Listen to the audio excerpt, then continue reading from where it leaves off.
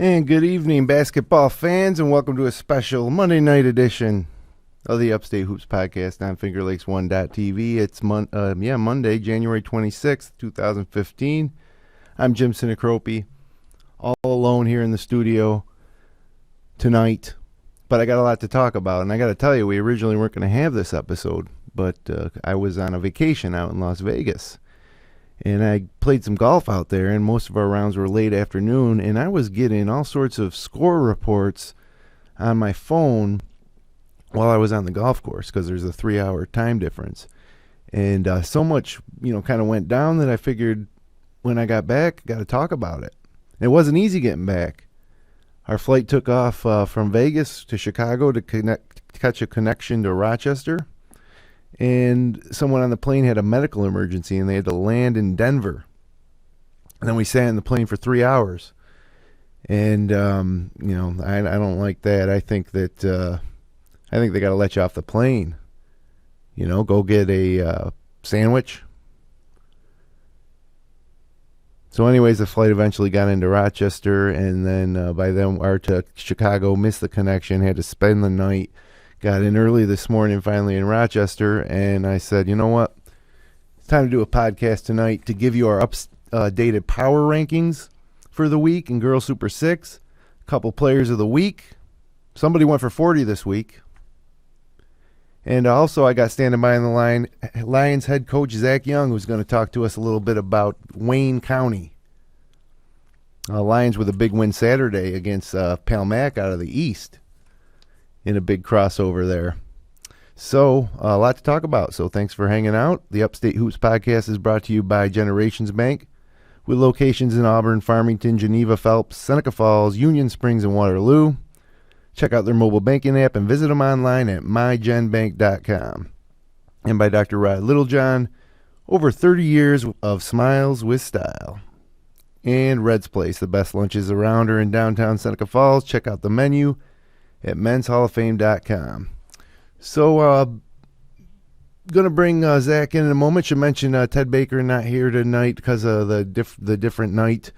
I didn't let him know that I decided to do this, which is too bad because he saw a few girls' games this week, including, I think, Geneva beat Minders pretty good on the girls' side. But without further ado, let's bring in Lions head coach Zac Young to the show. Zach, thanks a lot for joining me on short notice, and let's talk about your Lions in Wayne County basketball. Hey, Jim, how you doing? Fantastic. We both just got done watching that Syracuse game. So hopefully some folks after watching that game are tuning in here tonight because, of course, they lost 2 in a row, but I'm excited to talk about some high school basketball, and you guys went to Palmac on Saturday night, correct? It was Saturday afternoon. Yeah, we played at 3:30. And beat the Red Raiders. Congratulations! That's a big win. That's some major sectional points too, right? Yeah, because they're in Class B, so we get the extra point. But it's a good game for both teams to play to get us ready, and I think it's the first time the Lions has played them since Palmac joined the Finger Lakes East. So it used to be a pretty big rivalry back in the day in Wayne County, almost as big as Lions and Clyde, from what I've heard, and a couple games I went to when I was young. Yeah, and of course, that we're big proponents of, the local games. Minders versus Clyde, or Lions, and of course Lions versus Palmac, or even Newark. That to me, those games need to be played, and it's good to see that Palmac agreed to do it this year. I know you're usually ready to go play anybody anywhere, right? For the most part, yeah. As long as I feel we can be competitive. Next year, hopefully, see a little bit more of that. We might be able to play 20 games. So, yeah, I think you'll hopefully see a little bit more of that. Maybe more tournaments and things like that is usually where it takes place. But yeah, it's fun. Now, do you think that the 20th game will be a early season game. More like you say, more tournaments maybe get started that Thanksgiving weekend. Just a few teams, including your team, did get started on Thanksgiving. You think that? Well, I think next year there's this new proponent in New York State. We're going to start a week later because the season's so long already. So we're going to not start till about that Veterans Day week. So yeah, I mean, you can really choose whenever you want to play it. Some people don't like to play over Christmas. Kind of depends on your kids and your program and your schedule. And but you can play them whenever. I like to play one non-league, like big non-league game, kind of later on in the year to get you ready for sectionals. If I think we have a decent team, so that's why Coach Harris and I, got together and put this game together. Well, I'll tell you, I'd like to see some of those, like I say, early season games. Specifically, I'm a proponent of maybe a Wayne County FL Finger Lakes Challenge. Maybe take 4 to 6 Wayne County teams against 4 to 6 Finger Lakes East or West teams, and do a little preseason showcase, maybe at NYCC. Yeah, we did something similar to that about 4 years ago. It was Wayne County versus the Finger Lakes West. Some of the Finger Lakes East teams, they don't necessarily want to play, smaller schools, which I can see both sides of. If you're in Newark or Geneva, you might want to go play a Class A school or a Double A school to help you, because you're playing smaller schools already. But we did a postseason. We just happened to have an extra game. So number 1 from Wayne County played number 1 from the Finger Lakes West and down the line. And that was kind of neat. Yeah, I'd love to see something like that. And maybe because it's, like I said, early season, or they're adding an extra game, so it should be less of an impact on sectional standings. If you're adding another game, you might be willing to play a game like that. But let's talk about Wayne County. It's unbelievable this year, really. It's we talked about a preseason, and you said, Wayne County's going to be tough this year, top to bottom. I heard it from a few other people, too. It's this buzz about Wayne County this year, and it's certainly delivered. Right now you have Red Creek and North Rose at 10-1 apiece, I believe, atop the Wayne County standings. Lions right behind them by 1 game at 8-2, but Lions beat Red Creek. And North Rose Wolcott beat Lions, and Red Creek beat North Rose Wolcott. So, everybody, it doesn't get any more competitive than that. Talk a little bit, Zach, to our listeners about those two teams, Red Creek and North Rose Wolcott. I think they're both well coached, disciplined. You can tell they put some time in. Red Creek obviously has one of the more predominant scorers in the league in Slope. I think he had 40 and 10 versus Clyde the other night, and a pretty close game. In the fourth quarter, it was within a couple of points from what I understand. And then they have some guys that can shoot the ball, and they can break pressure, and they have they're pretty quick. I was a little surprised by their quickness when we played them. Usually we're a little quicker than the teams we play, and I thought Red Creek was just as quick as us. So, but yeah, I mean, they definitely, Slope makes them go, but they have some other kids, Willie Myers, the Klein boys, and DeRocher. They're all pretty good, and a couple kids off the bench. And North Rose probably, they have 4 or 5, pretty good players. They're not maybe as deep as us and Red Creek, who go 8 or 9 deep, but Tyler Norris, he can pretty much break any type of pressure. Nice to have a point guard like that. And then Stevenson and Hoyt have been really playing better as of late. Hoyt especially, to me, when he scores, he's a pretty good athlete. He can guard a point guard or he can guard a power forward. So and a lot of balance there too with North Rose. I mean, that's the thing that sticks out to me. Yeah. I know when you guys saw them play, obviously their worst game of the year versus Waterloo. Yeah. But they're playing, really solid as of late. But even outside of you're talking about our 3 teams, they've been challenged. They just barely beat Canada the other night. About a week ago they beat Canada by 3, and then we go beat Canada by 20 something. But then we beat Sodas by 3, and North Rose beat them by about 18. So you got to come ready to play every night. And the scary thing is when you're not playing one of those 3 teams, including your own Lions team, you got to play a team like East Rochester, Clyde, Savannah, Gananda, Sodus, and right there, any of those teams on any given night beat anybody. And I know your team they lost to Sodus without Damon Hunter, squeaked by Gananda, and Red Creek or North Rose just got by East Rochester and Clyde. You guys just got by Clyde at home. I mean, that second tier of teams, even though their records are kind of, at this point, putting them out of the league title chase, they're any given night, right? Yeah, that game versus Otis at home, obviously if we win that, we have a three-way tie right now, but I think that could decide the league. Us, North Rose and Red Creek, have to play each other one more time, but if one of those teams drop to, like you said, those teams that are kind of 4th, 5th, 6th, and 7th, then if somebody can win out those and then split versus, if we split versus Red Creek and North Rose, or that's probably going to determine if we have a dual champion or we have an individual champion, who can kind of run that gauntlet. Well, I'll tell you, Tuesday, February 3rd, we'll be at the Atwood again for Red Creek and at Lyons in a game that could very well determine the Wayne County Championship, and super excited for that one because the last time we came to the Atwood against Clyde, it was just a great atmosphere, and I assume that it'll be a similar feel next Tuesday night. Yeah, actually, we both have to take care of business first, but we have to play ER at home, and you hope your kids don't look ahead. But a lot of the talk around town is, should we sell pre-sale tickets for it? That type of thing. I heard some people discuss it ahead of time, because that doesn't seat that many people. But yeah, there'll be a lot of people there, and it'll be a fun game. I just hope both teams play well, and we'll see how it goes. Well, the first time you guys played Red Creek, that was an incredible game. Just talk a little bit about the atmosphere at Red Creek, and then also, how that game played out at the end.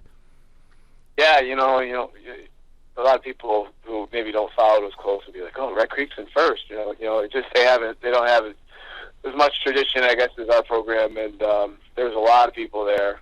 It wasn't capacity crowd, but it was loud, and there's a lot of students involved for Red Creek. And they jumped us early. I think we were down 9-0. Came battled back. They made a couple phenomenal shots to end the half, and really the second half we just we made a couple slight adjustments, but we really just started rebounding better. And when we rebound, then we can get in our transition game. And obviously Damon is a pretty talented and skilled player, but when he's in transition, he's at his best. And wasn't necessarily scoring a lot. It was, I think he had like 12 or 13 assists that game. So he got in transition, and we found a couple guys for layups, and we got some momentum, and we made a couple more. We had a couple role players step up. DeAndre McDonald had a real big game that game, and when we have a couple other guys outside of PA and Damon scoring the ball, then we're pretty good. But it could have went either way.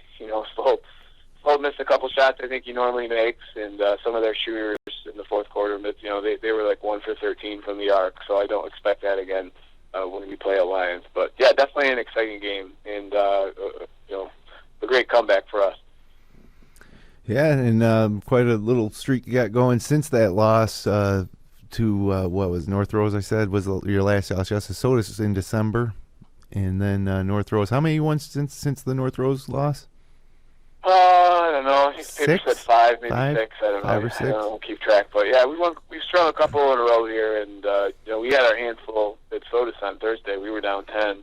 Ron Derek Morris played just unbelievable in the first half. I think he had 20 in the first half, making pull-up threes, runners, and we had to claw to get back in that game and pull it out at the end. They just had a three-quarter court shot for 3 to tie it that missed. But, I think 5 or 6 in a row. And the scary part about Ron Derek Morris scoring those points for Sodus is that he transferred from Newark. So if he was on the Newark team, it's 2 games in first in the East, that'd certainly be a little better equipped for sectionals in Class A2, but they would also be even more dominant against the other teams in the East this year. So, Zach, before I let you go, I want to take a look at your Class C3 sectional standings right now. You have Naples in first, Wheatland Chi-Lite second. You guys are currently third. York's fourth, and also in there, I know you guys are you have Marion and Honeyway also, Wayne Finger Lakes teams in C3, they're 12th and 13th. What do you know about Naples? And first off, is they're undefeated, the last undefeated Wayne Finger Lakes team, and then also the other teams you're looking out there for in C3. Yeah, Naples obviously 11-0. I just went and saw them play Friday versus Whitman. And, it was 15-15 at halftime. I don't think it was their best performance. The Tilly boy was in some foul trouble. I think they have one of their starting guards was injured as well. Mm-hmm. But second half, they played a lot better. They moved the ball really well. They're unselfish. They put pressure on Whitman and kind of turn them over. And, there's still some people out there that are a little suspect on Naples, but they beat early college. So to me, that's arguably the best win at anybody in Class C. So, they're definitely a talented team. Did Noah Gordon shave his beard yet? He did not. Oh, boy, that thing's going to get long. He looks about 25, 30, that kid. Maybe he is. Beard. Farrah boy on our team has some facial hair, but that kid, he can really grow it. Yeah. He kind of looks a little bit like James Harden if he wanted to. It might be that way by the time February rolls around, end of February. It's just getting longer. I don't know if he's got some going where he's not shaving until we lose, but it's quite the beard. Other teams in the league, Wheatland Chi-Lite made the finals last year, and they have three brothers that play together. It's kind of unique. The Roberts boys. There was a cover story in the D&T about them a couple of weeks ago. And the ones are very, both the older two are pretty good players. But I would say their league, Genesee, is a little down compared to ours. But still 11-1's 11-1. And their only loss this year was to York, a game I was at as well. So, those four teams, the top four seeds are pretty good. But I think the team to watch in that is RCMCS, which is a charter school. Yeah. They only play 16 games. They're supposed to play this team called Destiny, who is another one of these new created teams, and they folded. But their style, I think, could just give people problems. They run, press, trap, gamble.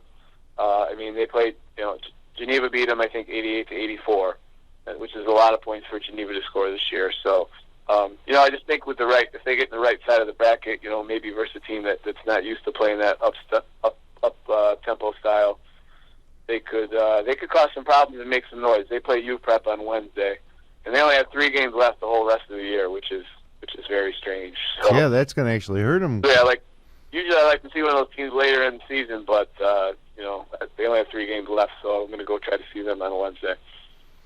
All right, Zach. Well, hey, I really appreciate you taking the time to call in. I'm all alone up here. It's a snowy night. It wasn't easy getting in here tonight, and so I appreciate you filling up some time, giving us some great info on Wayne County. And like I say, we're excited for that game on February 2nd. Is it the 3rd, 2nd? Whatever it is, it's the first Tuesday in February. I think it's the 3rd. I think you're right. Yeah, where we'll be live from the Atwood, and good luck, Zach. Only one game this week, East Rochester, coming to the Atwood on Friday night. How come short? Right. Exams this week? What's that? Is it exams this week or something? Yeah. Short week. Midterms this week. Okay. So. All right, Zach. Really appreciate it. Thank you. All right, Jim. Bye-bye. Good luck. See you. Bye. And that was Lions head coach Zac Young. And got to tell you that Wayne County is not disappointed this year. It's some of the most exciting. The other thing besides just the closeness here in the standings is that the atmosphere at most of the gyms in all of Wayne County is just always on another level. It's a little old school feel to it, I think. So thanks, Zach, for coming on. Take a look at a couple other leagues here before we move forward quickly. Trying to be a shortened version here of the podcast tonight. The Finger Lakes East, Newark, 2 games clear after running Minders out of their own gym on Friday night in the game that was on Finger Lakes 1. Final score of that one was 76-45. Tyler Collins had 17 points, 6 rebounds, 6 assists, and 4 steals. Shamar Logans had 13 points and 9 rebounds. In fact, that's the game that you've been seeing up here on this camera shot during the show tonight. But, looking at that East, there's pretty much Newark's, unless they stumble, which they've now played all the teams that would be challenging them and beat them once. So it'll be very difficult for Bob Havrilla's Newark Reds to not capture that league title. So, but let's take a look. The problem with Newark is they're an A2 school, and I'll pull up the A2 standings right now for us to take a look at. And as you can see, they're going against some bigger schools like School of the Arts right now, 14-0. A lot of those wins coming against Finger Lakes and Wayne County teams. They played a lot of them this season. It seemed like everybody was playing School of the Arts at some point, including Wayne on last Monday night. So they're 14-0. Batavia, the team that knocked out Newark last year, at 10-2. And then you have Newark as a 3 seed. And then you have tough college prep team at 9-3. College prep is Team Geneva beat in the semis at the Big House last year. And then, Geneva, an A2 school, they're defending A2 champs. And there's Wayne even, having a down year. But that is certainly a tall order for Newark every year competing in A2. But, we got to see Newark play on last Friday night, and second time this season, really impressive. And we talk a lot about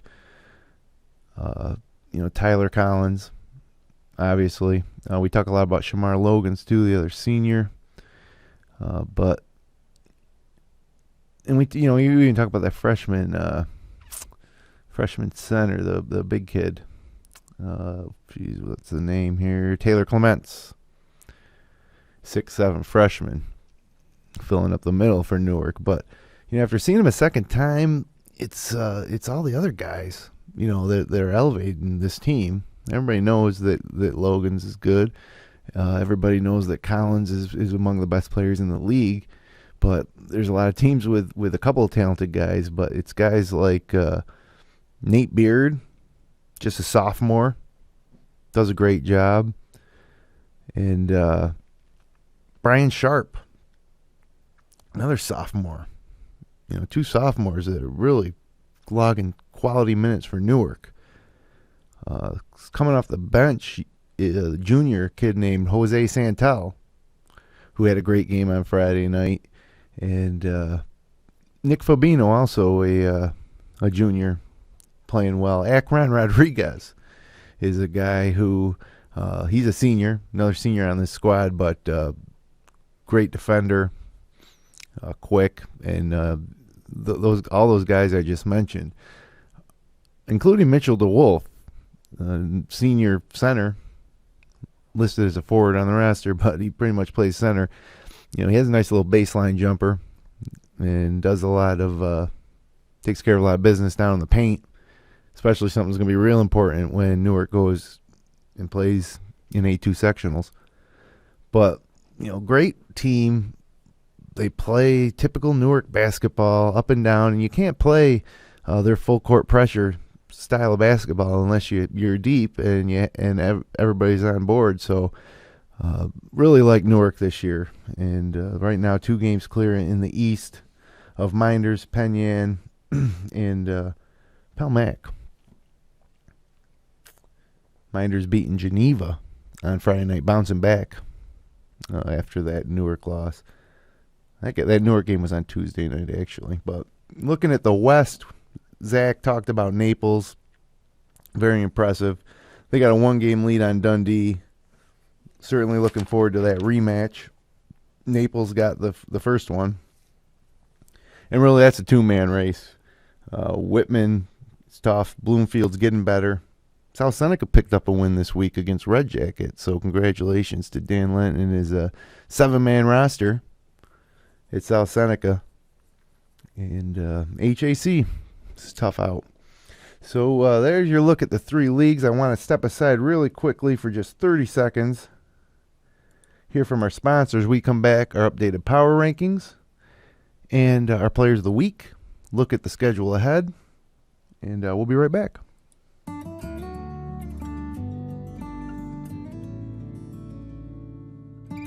Guidance and partnership through every step of the journey.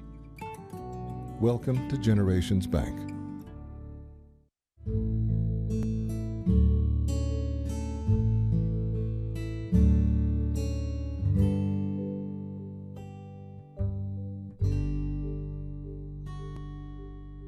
Good luck to all of our student athletes this high school sports season.